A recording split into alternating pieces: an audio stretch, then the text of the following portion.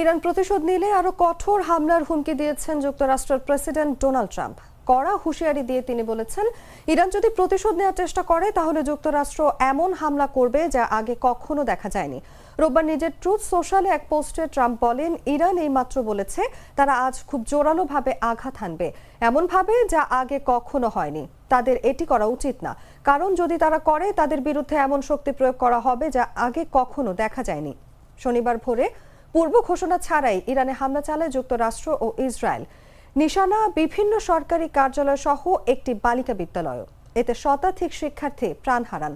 রোববার তেহরান জানায়, যুক্তরাষ্ট্র ইসরায়েলের যৌথ হামলায় নিহত হয়েছেন ইরানের সর্বোচ্চ নেতা আয়াতুল্লাহ আলী খামেনিও।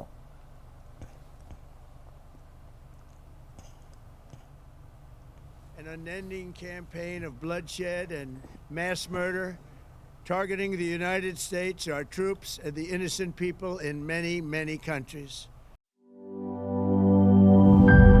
গ্লিটারের টুইন লেমন ও অ্যান্টিব্যাকটেরিয়াল ফর্মুলা বাসনকে চকচকে জীবাণুমুক্ত করে আমাদের দেয় গ্লিটার গ্যারান্টি।